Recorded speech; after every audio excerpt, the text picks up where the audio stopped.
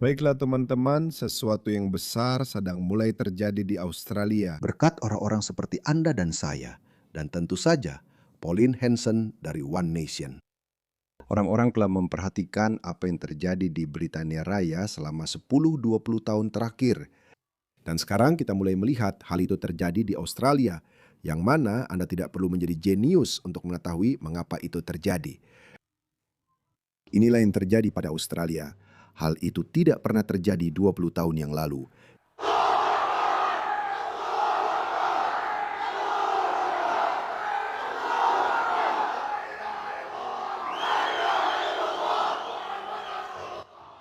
Ini adalah sebuah pusat perbelanjaan di Sydney yang sepenuhnya dikuasai oleh kaum Islamis dan jihadis yang membenci cara hidup Barat, membenci Australia, dan membenci nilai-nilai Australia. Itu bukan hanya kejadian yang terisolasi. Kita sudah sering melihat hal-hal seperti ini. Saya yakin kamu masih ingat ini dari awal tahun ini. Orang ini tidak dikenal, namanya Butari Jihadi, benar-benar jihadi. Polisi menyuruh mereka untuk pergi, tapi mereka malah mencari cara untuk membuat keributan. Mereka memblokir trotoar dan mulai berdoa, berharap polisi tidak akan menyentuh mereka. Tapi polisi melakukan hal yang benar dengan memberi perintah untuk pergi dan mengusir mereka. Dan beberapa orang idiot sinting yang sok woke, seperti para idiot yang berguna ini, mereka mencoba menghentikan polisi. Ngomong-ngomong, saya belum selesai. Apa maksud saya dengan apa yang terjadi di Australia? Inilah yang saya maksud dengan itu. Saya tersenyum dan saya bahagia. Saya bersatu. Ini adalah hari keberanian. Dan kemudian setelah itu, mereka mulai menangis ketika Israel membalas dan benar-benar meratakan Gaza. Komunitas Muslim Sydney pada tanggal 8 Oktober sedang merayakan apa yang baru saja dilakukan oleh Hamas. Membantai, membunuh, melukai, memenggal kepala, memperkosa warga sipil Israel yang tidak bersalah. Orang ini sedang merayakan. Bisakah Anda membayangkan seorang Australia sejati? Seseorang yang dibesarkan dengan nilai-nilai budaya Australia merayakan serangan teroris 11 September pada hari berikutnya, tanggal 12 September. Tidak. Jadi itulah yang telah berubah di Australia. Ya, saya belum selesai. Ini terjadi pada tanggal 8 Oktober. Mezektir! Mezektir! Mezektir! Ada apa bro? Ada apa bro?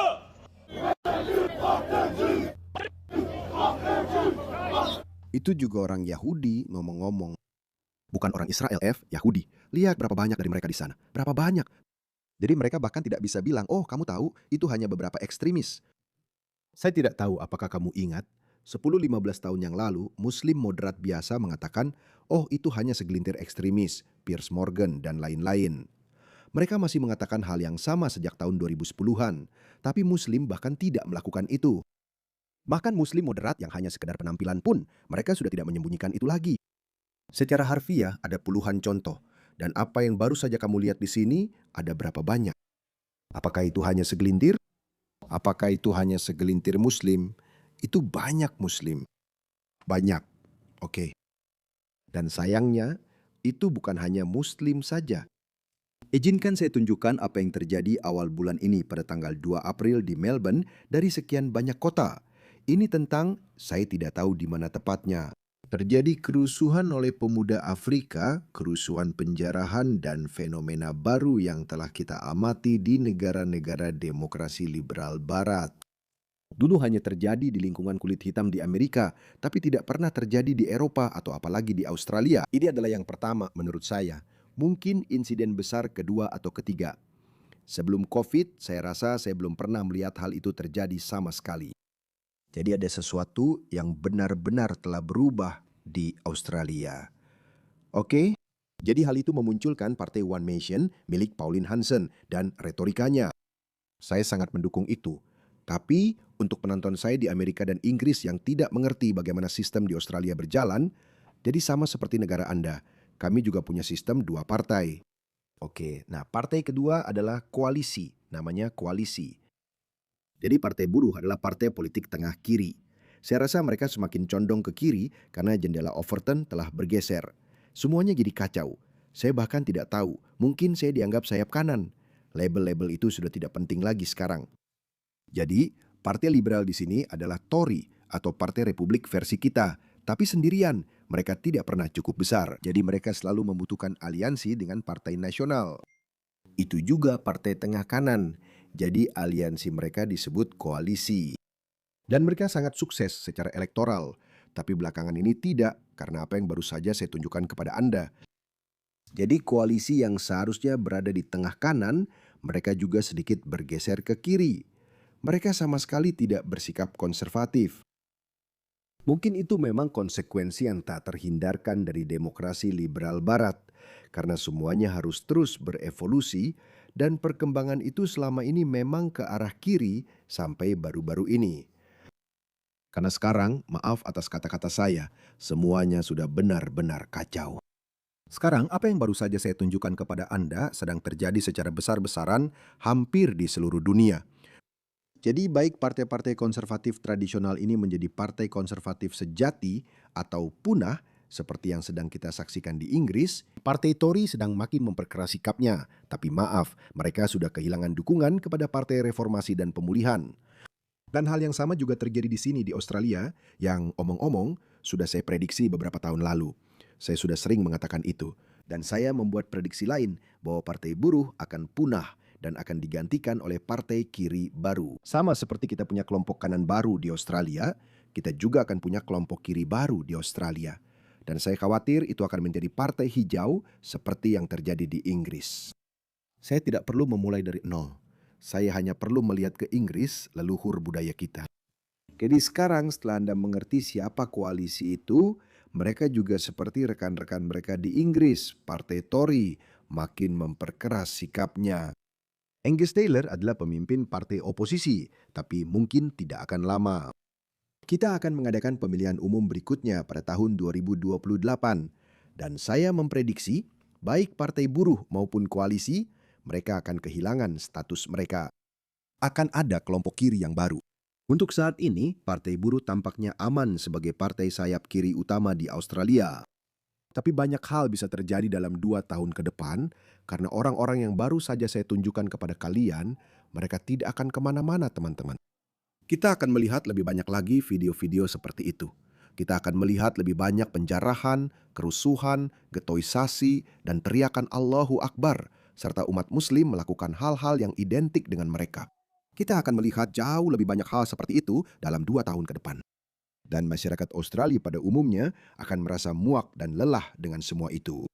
Beberapa orang akan semakin condong ke kiri, ke partai hijau, dan beberapa orang akan semakin condong ke kanan, ke One Nation.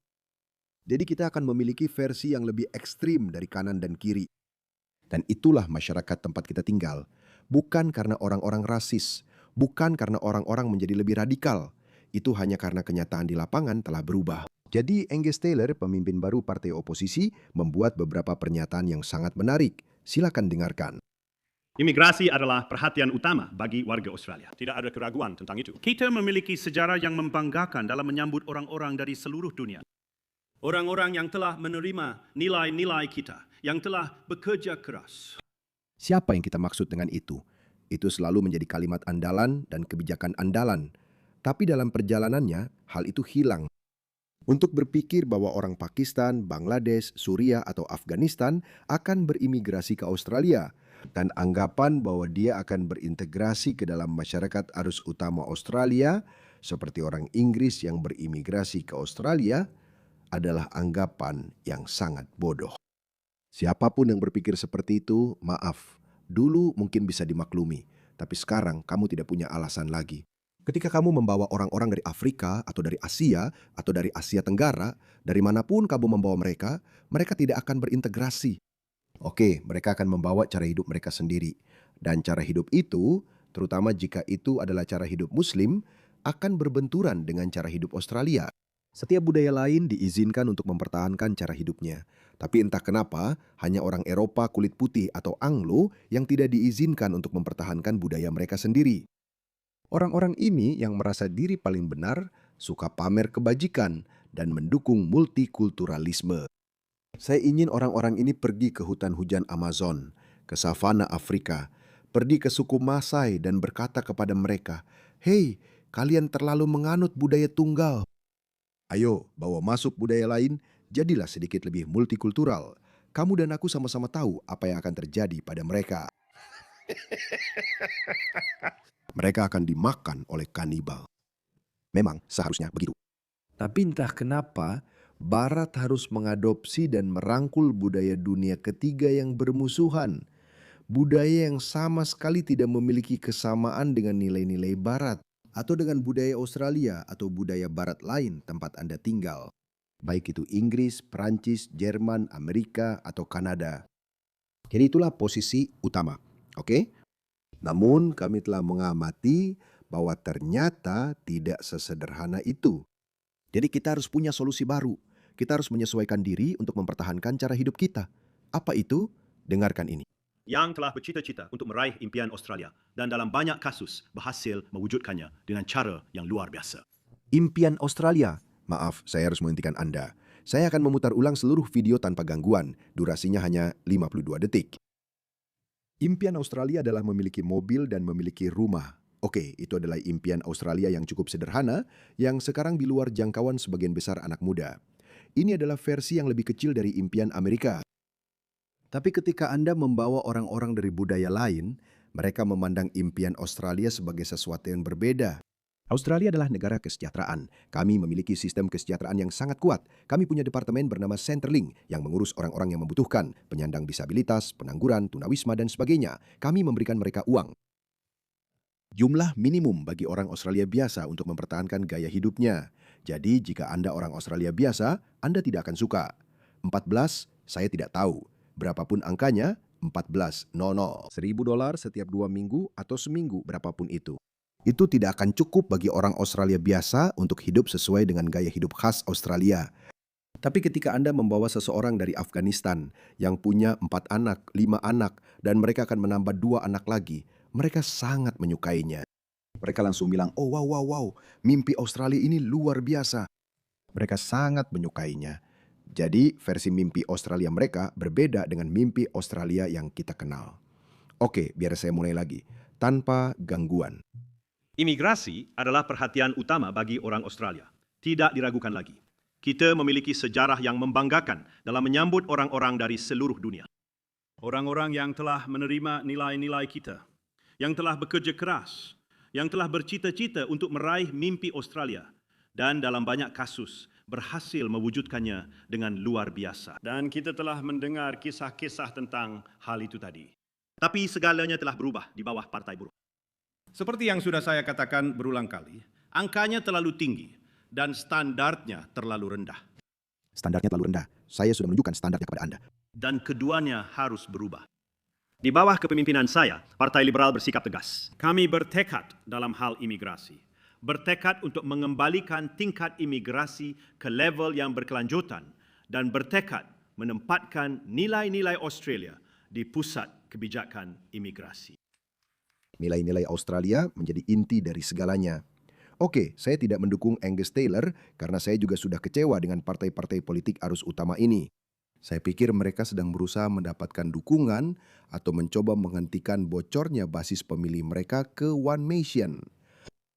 Menurut saya, bahkan One Nation harus sedikit lebih keras seperti Rupert Lowe. Ini yang dikatakan Rupert Lowe. Ini adalah negara Kristen di bawah pemerintahan Inggris yang telah dipulihkan. Itu akan tetap seperti itu. Saya seorang ateis, tapi saya ingin kekristenan tetap ada di Australia. Saya ingin Australia mempertahankan akar Kristennya karena kita telah melihat apa yang terjadi ketika agama dominan tiba-tiba dihilangkan dari komunitas Anda. Oke, tidak. Saya jelas tidak mengatakan bahwa Anda harus melarang aborsi dan mulai ikut campur dalam kerangka legislatif Australia. Tidak, itu bukan maksud saya. Saya berbicara tentang nilai-nilai fundamental. Oke. Kekristenan dan sekularisme di Barat telah bekerja sama dengan sangat baik selama 2 atau 300 tahun terakhir. Di Australia, sejak kita menjadi federasi pada tahun 1901. Oke, Australia adalah negara sekuler secara konstitusional, tetapi tetap mempertahankan akar Kristennya hingga baru-baru ini. Jadi, apa maksud kita dengan itu? Larangan penyembelihan halal, larangan pernikahan sepupu, larangan burka atau niqab, pengadilan syariah dilarang. Orang asing yang mempromosikan Islam akan dideportasi. Islamisme, katanya, Tapi ya, dideportasi. Doa masal Islam di ruang publik dilarang. Seruan doa di tempat umum. Ketika kamu sering mendengarnya, ketika kamu mendengar teriakan-teriakannya, dilarang. Kamu melewatkan satu hal di sini. Larang sekolah agama Islam. Serius, larang saja. Siapapun yang mencoba mengakali larangan itu, kewarganegaranya dicabut, dideportasi. Situasi genting menuntut langkah-langkah ekstrim. Itulah yang kami inginkan di Australia. Dan saya tidak berpikir Angus Taylor dari Partai Liberal atau dari koalisi akan melakukan itu. Dia tidak akan mencapai hal itu. Dia menetapkan tingkat imigrasi yang berkelanjutan. Apa maksudnya itu? Saat ini kita mendatangkan entah berapa, sekitar 300.000, 400.000 orang baru setiap tahun, sebagian besar dari India. Dan tebak apa? Sekali lagi, saya sudah bilang bahwa migran dari India adalah migran yang jauh lebih baik dibandingkan migran dari negara-negara Muslim. Oke, itu fakta. Tapi sekali lagi, itu tidak berarti apapun yang mereka lakukan selalu sejalan dengan Australia. Karena kita telah mendatangkan jauh lebih banyak orang India. Jadi kita tidak hanya melihat Holi dan Diwali, yang menurut saya juga harus dikelola, karena saya mulai melihat banyak orang Australia yang mulai kesal dengan hal itu, karena jejak kehancuran yang ditinggalkan orang India atau orang-orang setelah perayaan atau acara Holi atau Diwali. Lihat ini. Bentuk diskriminasi seperti ini sedang berkembang di Australia, mulai dari penyerangan hingga pesta ulang tahun yang dipisahkan. Apa maksud mereka dengan itu? Lihat ini. Diskriminasi kasta yang hanya ada di masyarakat India, khususnya masyarakat Hindu, bukan masyarakat Muslim India. Jadi mereka punya konsep tentang ketidakterjamahan, Dalit, orang-orang dari kasta rendah. Mereka punya peran di masyarakat.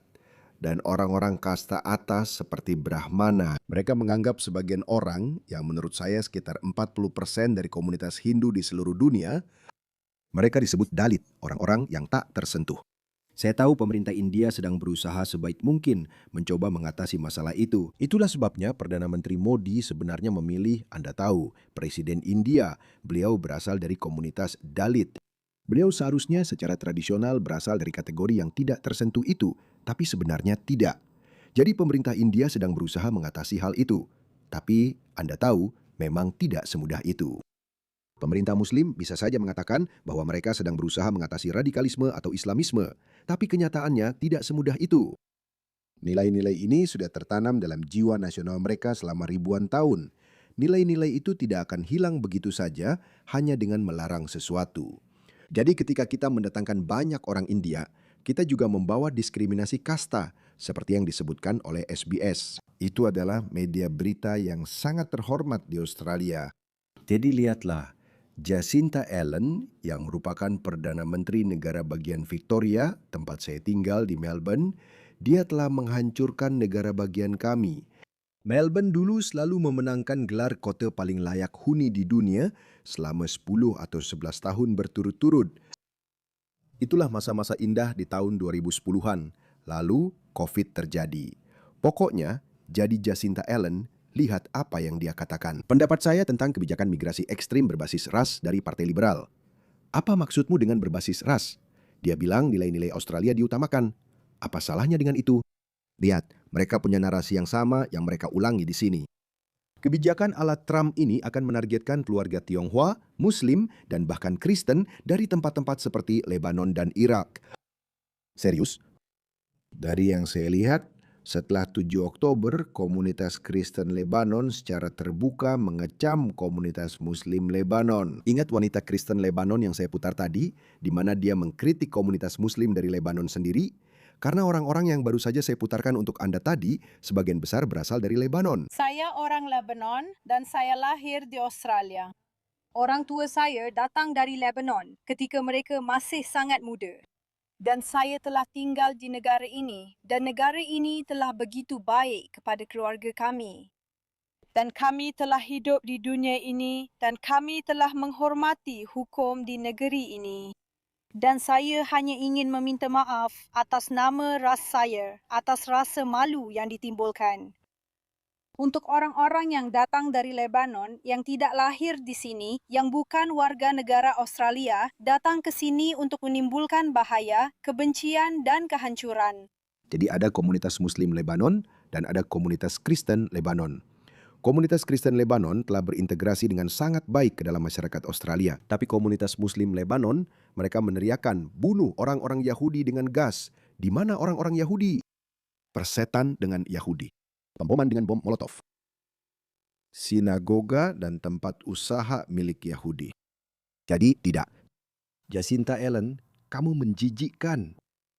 Kamu adalah hal terburuk yang bisa terjadi pada negara bagian kita. Sindiran terselubungmu dan permainan isu rasmu tidak akan berhasil. Australia akan berubah. Itu tidak mencerminkan nilai Australia. Serius? Di negara ini yang penting adalah siapa dirimu, bukan dari mana asalmu. Ya, siapa dirimu. Jika kamu seorang jihadis, kami tidak menginginkanmu di sini. Jika kamu ingin membuat ghetto Muslim, di mana kamu akan meneriakkan bunuh orang-orang Yahudi dengan gas, kami tidak menginginkanmu di sini. Jadi intinya, mereka berdua itu seperti pinang dibelah dua, oke? Mau kamu dari partai buruh, liberal, atau koalisi, saya tidak peduli. Inilah kenapa penting bagi Pauline Hanson untuk terus meningkatkan retorikanya, oke? Saya tidak tahu, mungkin karena dia perempuan kulit putih, dia tidak bisa mengatakannya. Saya akan terus mengatakannya.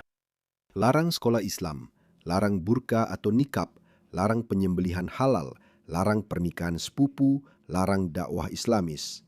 Oh, seperti ini. Ini yang saya maksud dengan deportasi, cabut kewarganegaraan mereka yang menyebarkan ajaran seperti ini. Orang ini adalah imam Australia, dengarkan dia. Sekarang saya tanya kepada kalian, siapa musuh terbesar Nabi Allah sepanjang hidupnya? Bangsa mana? Mesir. Mesir. Tidak, dulu, 1400 tahun yang lalu, masih. Yahud, kan? Yahud berarti orang Yahudi. Jadi ini direkam, saya harus sangat berhati-hati. Ini direkam, jadi saya harus sangat berhati-hati. Orang ini namanya Imam Uzair Akbar. Oke, dia ada di Sydney, tak mengherankan tentu saja. Dan ini adalah anggota partai Jacinta Allen, para menteri dari partai buruh. Ini adalah menteri multikultural Julian Hill, anggota parlemen. Itu dia. Dan lihat ini, mereka menutupi kepala mereka. Mereka mengenakan hijab seadanya. Jadi, begitulah partai buruh. Oke. Mereka sudah membuat keputusan sendiri dan sekarang harus menanggung akibatnya.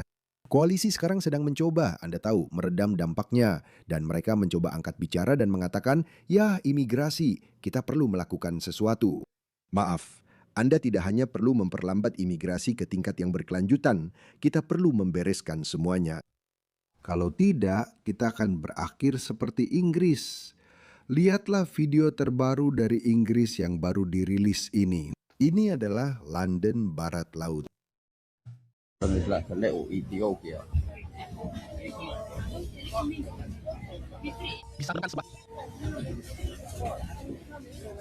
Ini London, teman-teman. Ini adalah London Barat Laut.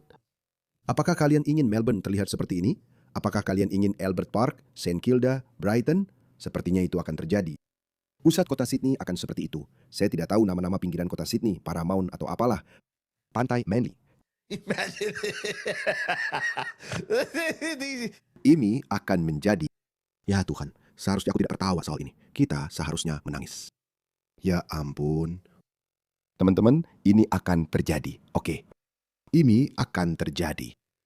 Politisi seperti Anthony Albanese, Jacinta Allen, semua politisi partai buruh ini akan terus memanipulasi kalian. Dan mereka akan berkata, kalian rasis. Persis seperti yang dia katakan. Di negara ini, kami tidak peduli dari mana asalmu. Kami peduli siapa dirimu. Ya, itulah siapa dirimu. Orang-orang adalah cerminan dari budaya dan cara hidup mereka. Mereka membawa cara hidup mereka ke negara-negara kita yang memiliki cara hidup yang sangat bertolak belakang. Kita tidak harus mentolerir itu. Ya, jika kamu datang, jadilah seperti saya. Saya hidup seperti pria barat, sepenuhnya sudah ke barat-baratan. Saya tidak mengatakan budaya asal saya atau budaya Pakistan atau budaya Muslim harus mengambil alih Australia. Saya tidak mengatakan itu. Saya tidak percaya pada hal itu. Bahkan saya menentang itu karena saya tahu itu akan menjadi tempat yang buruk. Jika Australia mengimpor budaya asing dari dunia ketiga, bahkan kalau itu budaya dunia pertama, misalnya budaya Jepang, kenapa Australia harus kehilangan identitasnya sendiri? Lalu orang-orang ini malah mengejekmu. Apa budayamu? Ya, fish and chips. Apakah itu budayamu? Bukan. Makanan bukan satu-satunya hal yang mendefinisikan dirimu. Lihat apa yang telah dibangun orang Australia di gurun di benua terkering di dunia. Sebuah negara yang sangat sukses dan makmur.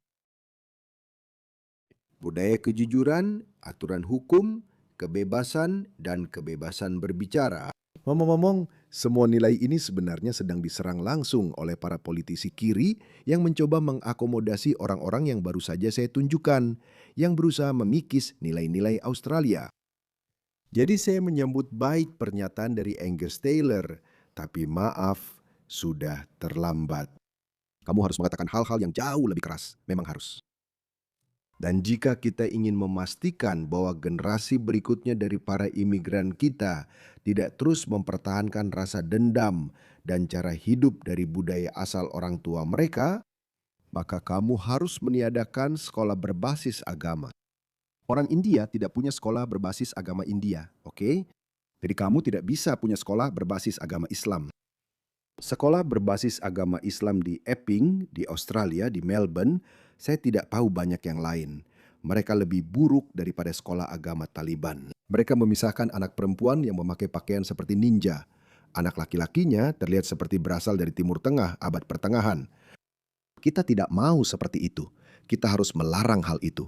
Menghentikan masuknya orang-orang dari budaya yang bermusuhan adalah satu hal.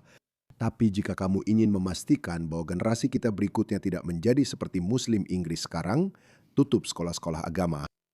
Tutup saja, kamu tidak akan dapat nilai plus apapun. Orang-orang ini tidak bilang terima kasih Australia karena telah membiarkan kami hidup sesuai cara hidup kami. Tidak, mereka justru membesarkan generasi jihadis berikutnya yang membenci kalian. Lihat, kalian mengebom Iran, kalian mengebom Suriah, kalian mengebom Pakistan, kalian mengebom Afghanistan. Oh, kami membenci kalian. Itulah generasi berikutnya. Lihat saja Inggris. Biarkan saya akhiri video ini dengan ini, oke? Saya tidak ingin Australia menjadi seperti ini. Maaf. Apa ini? Ini baru saja masuk, Alan. Ini adalah premier negara bagian kita. Dia menghadiri acara multikultural dan dia duduk seperti seorang dhimmi sejati. Kamu tahu apa itu dhimmi? Dhimmi adalah warga non-muslim kelas 2 di dalam kekhalifahan Islam. Dia terlihat seperti dhimmi sejati. Oh, sejujurnya dia tidak mengenakan hijab, ya bolehlah. Tapi dia akan dipaksa begitu mereka mendapatkan lebih banyak pengaruh.